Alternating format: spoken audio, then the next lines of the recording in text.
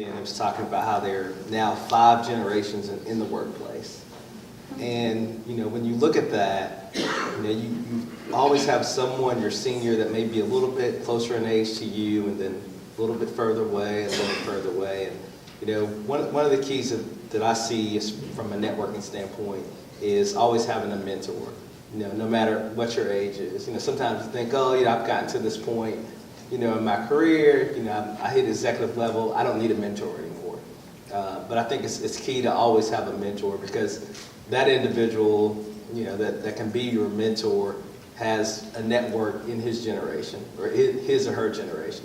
And so that can catapult you in a lot of ways to their relationships.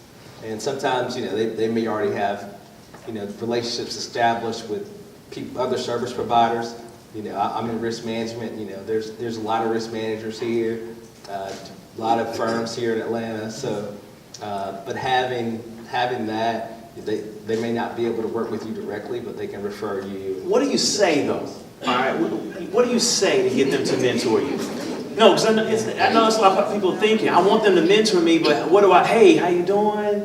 Mentor me. People get that all the time, and they don't always respond well. They don't always, hey, let me get you a card. I'm out of cards. Yeah. How do you engage? I'll tell you, because I get it all the time. There are 3 things that everyone is thinking and wondering every time you step into their presence, or every time you step into the room, or every time you step into an inbox or whatever. There's 3 questions that they're going to ask. Who are you? What do you have? And why should I care? I'll say it again because somebody needs to write it down. Who are you? What do you have? And why should I care? And with those 3 questions, you basically need to show and prove who you are, whether it's, I'm a friend of a friend, and I know this person. What do you have? And when I say, what do you have, I always try my best to bring something to the table. So if it's a gift, if it's knowledge, if it's information, if it's a proposal, if it's something that other person doesn't have and that they want, here's the thing, that they don't have and that they want, if I can bring that to the table, it opens up the options for us to be able to have a conversation. And then, you know what? You got to make them care.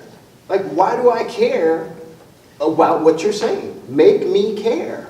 And if it doesn't have anything to do with me having a love for it or me having a desire for it, I'm not going to care. So if you're looking for people to mentor you or to even just recognize you. When I was like young and vibrant and in the corporate game. How old are you, Jack? I'm still young. I'm not in corporate America anymore, so I'm just trying to say, I'm trying to relate to that, like when I was doing that. It was a different type of mentality, because I would actually go up to a vice president and shake his hand. And it was totally wrong for you to do that. And they were like, what are you doing? You're not supposed to, there's a rules, chain of command, rules of engagement and all. But it was me showing ambition and initiative, but I had something that the guy wanted. I knew what he wanted, and I gave it to him. And it opened up the door for him to respect me, to say, okay, at least he did his homework. At least he knows enough about me to know that this is going to open the door. Jack, I think that's an excellent point, because we're talking about how you approach people. And let's imagine that we all take a picture, a group picture today. Who's the first person we're all going to look for? Yourself. Ourselves. Yeah. So who do you think the people that you want to mentor you, who do you think they want you to talk about? Themselves. Absolutely. And so if you don't know what's going on in their division, you don't know who they are, you don't know what they're working on, you don't have an opening line, you haven't done your homework. If you get an opportunity to engage, you have to make sure that you let them know that they're the most important person in the conversation. I hear a lot of people say that, they'll help people, but they don't do the homework before they come in. They disrespect that person by just, hey, come help me. Help me get from point A to point B. Well, what's in it for me? Exactly. Yeah. Just a quick thing that I've learned just from pure serendipity, and then we'll move on, is I've learned that... That's a big word. What's that mean? Just by chance. That's it. Just by chance. And this combines from me wanting to, from dating game to corporate game, you know, you can try on LinkedIn and sometimes it doesn't work, but a lot of times people post the events that they're going to attend. Hello. All right, and if you can go to the events and naturally be in the room of the same woman, hey, you like art? It's fancy seeing you here. I love art. You know, or be in the same room with the people you want to connect with. I found that it's a lot easier. A lot of people in this room that I've met in casual environments, I would have never been able to get to them in their offices. I would have never been able to get past their receptionist. But I was able to connect with them because we're going out and doing social things. All right. So let's transition from networking, corporate policy to the last one, politics rather, to managing people. All right. Talk to me about managing people. What's the first thing people should learn? I know this is a crash course, but tell me some things that people need to learn if they're going to manage people. I'll make it simple. What? Because that's a broad question. It's a poor job as a moderator, all right? What piece of advice would you offer a first-time manager, someone that's in charge of people? What should they do first? I'll start. I think being receptive and creating a system of feedback is extremely important. I think I've interacted with a lot of first-time managers. I've managed a couple of teams. And creating an open door for feedback is so lucrative for yourself and for the person who you're managing, mainly because you never know what your opportunities to improve and to create even more value for all parties involved if you don't know where those opportunities are.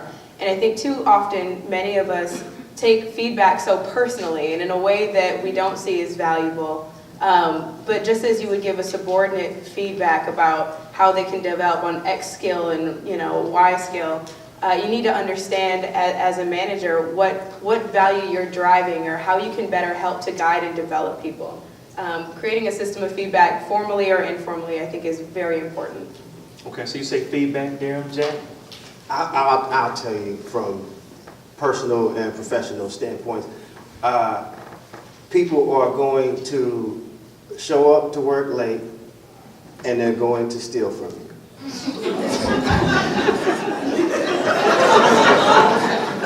Y'all think I'm lying? It's a very real thing. They're going to show up late and they're going to try to steal from you. It happens all the time, whether it's a pen or whether it's some serious money. It's just going to happen. I give people 2 rules when I hire them. 1, don't lie to me. 2, don't steal from me. 1, because I'm a nice guy. You don't have to lie to me. And if you want to say something to me, just say it. You don't have to go and beat around the bush. I'm a nice guy. 2, don't steal from me because I'm a nice guy. If you ask me, I'll probably give it to you. And when you're in a management position, first of all, I hate managing. I really don't like managing. Why not? Why not, Jack? Because I know that you manage the administrative team. It's people. That kind of comes with the territory. It does come with territory, but this thing, people, I don't like, and here's something that you can utilize in your career. I don't like passengers. I like pilots. And oftentimes people want to be passengers because you're being very passive in your workflow and whatever it is that you're doing. So when you're managing someone, in order to get someone to not be that passive passenger, I think it includes 3 things that are really, really important. 1 is you have to be intentional about the relationship that you're building with that subordinate or employee or contractor or whoever it is that you have. And then 2, you need to have integrity. As a manager, as someone who is leading and in a leadership position, you need to do what you said you were going to do. So if you're going to go to bat for me, if you're going to go up against somebody else in terms of management and root for me in that room that's closed when you're talking about succession planning, I need you to be at that table fighting for me in order to get that promotion. And the last thing is inclusion. Include people as much as you possibly can and stop being like standoffish and thinking that you have this authoritative power over people, but be as just be a person. People are people. but they will show up late and still.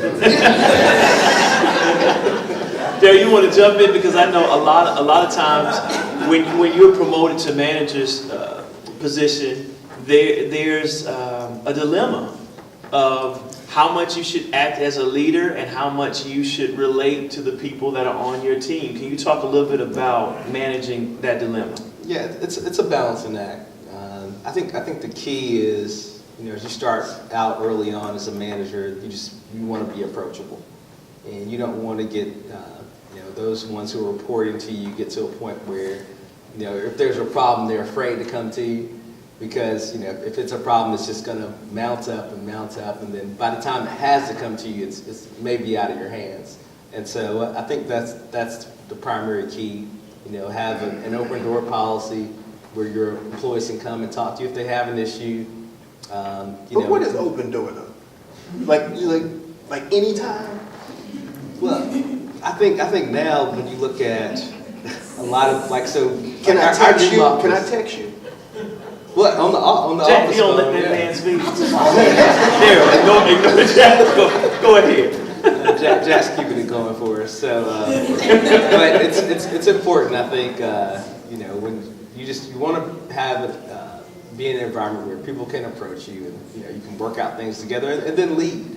I think you need to set the example, for your subordinates, and teach them, this is how we do things. And, when you train them on different systems, or if you're training them on a new product or what have you, you take the lead and you show them how to do it, and then they'll follow your lead. If they don't, then if you're approachable, then you can still have that conversation. And then they're not going to want to disappoint you. I think for a lot of people, you look to make changes. If you have this harsh manager who is just kind of unreasonable, but when you have someone that's reasonable, you can approach them at any time. Then I think that bodes well for the office environment, and bodes well for growth and employee morale.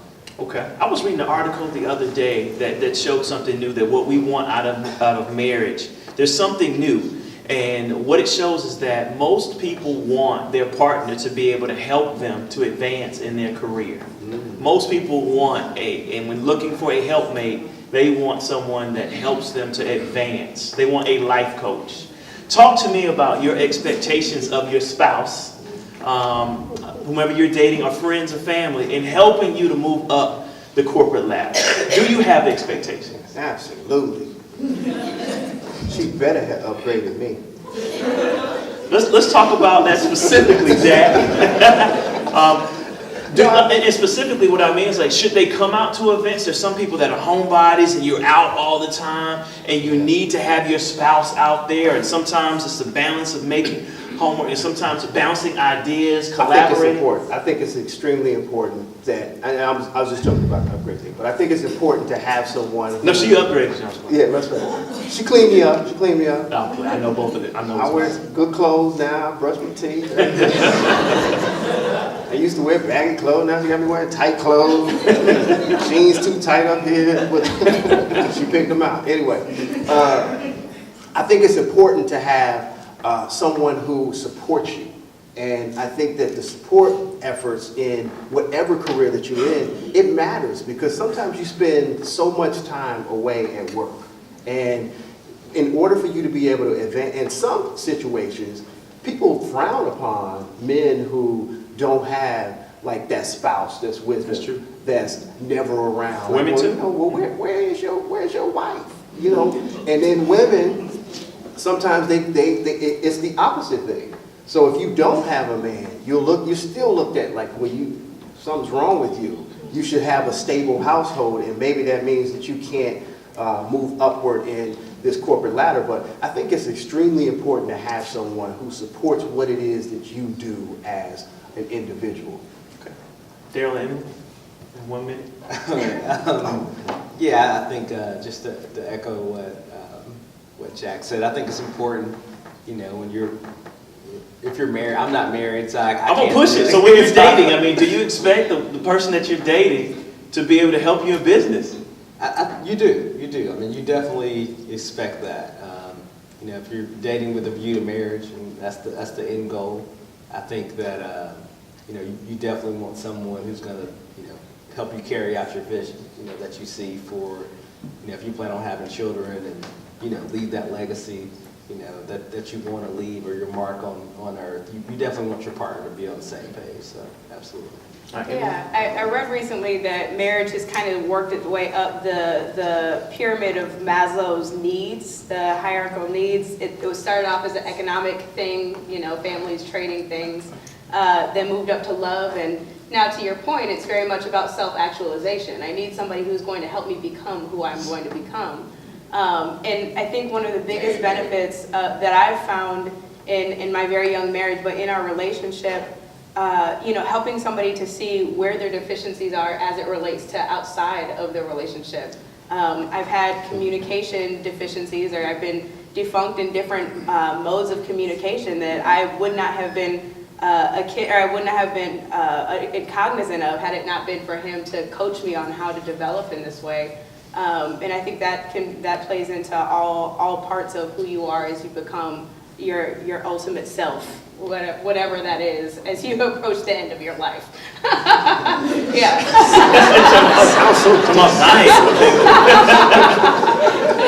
I mean, what you all tap into before we take question and answer. What you tap into is that there is a marital benefit of business. There's a business benefit to being married and being aligned. In the Bible, Ecclesiastes 4:9 talks about two is better than one because they get better return for their labor. You know, and I know that there are times in which you're talking about your skill set. There are times in which, in modern day society, you have to sometimes be the spouse. You can't be the superstar. You have to be the supporter. There are times in which my name is Mecca's husband. You're Mecca's husband. That's my name. I shake your hand and I keep it moving and I'm proud. That's my name. Okay? All right? And there are times which in the corporate environment, especially in the church environment, where they treat her like she's the first lady. Hey, could you go do this and do that? Open up in prayer. She has to be ready. She can't say, no. That's not how I'm set up. She has to be able to open up in prayer if they ask her to do that. So it's important now that you all work as a couple in all things, not just in your personal relationship, but also elevating. Why be with one another if you're not going to help each other with the ear hair and self-actualize and move to the next level? All right. So two is better than one. All right.